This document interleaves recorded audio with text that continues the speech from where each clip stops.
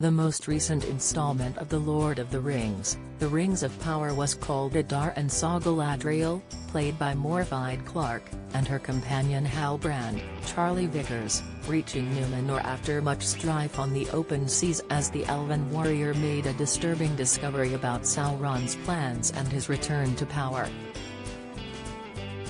The episode also introduced viewers to the mysterious figure of Adar, Joseph Maul, who seemed to be in league with the orcs and was a high-ranking leader among them.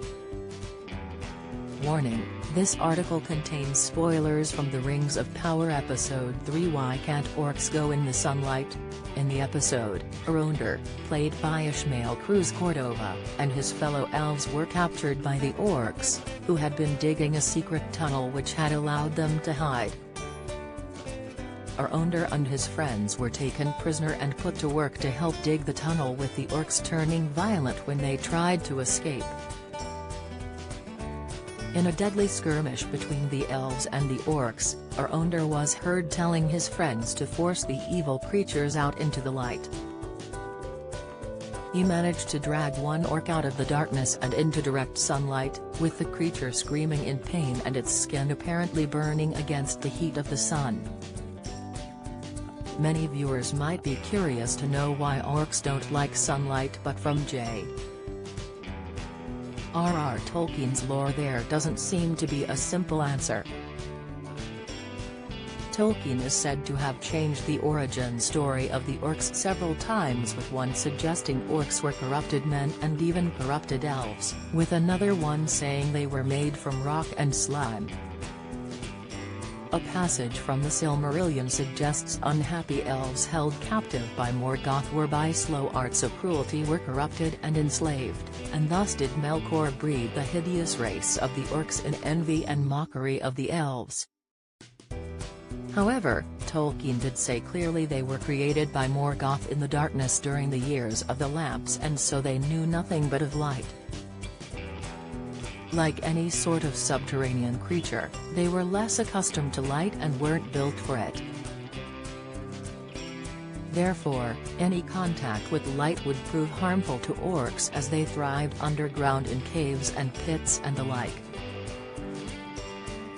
In Rings of Power, the orcs were thriving in an underground tunnel which they had been using to hide away.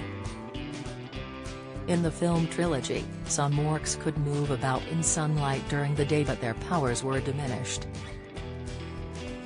Additionally, according to the Tolkien Gateway, the breed of orc known as the Uruk-hai, who appeared in the Third Age, in The Lord of the Rings, were faster than normal orcs and could move during the day. The Uruk-hai were smaller, stronger and faster than their predecessors and could withstand the sun better compared to other orcs. However, the Uruk-hai didn't like being in sunlight, but it appears they were less affected by it. Given the Rings of Power is set in the Second Age, these orcs come before the Uruk-hai, and so they would struggle with the sunlight and grow weak if directly exposed. Given the orcs are under the thrall of evil and dark lords such as Morgoth, Sauron and Saruman, Christopher Lee, they would also draw strength from literal darkness and thrive on it. Orcs were said to be bred, and there are different types across the Tolkien universe, which include the orcs of Mordor, the orcs of the Misty Mountains, the Uruk-hai, and the Eastern orcs, among others.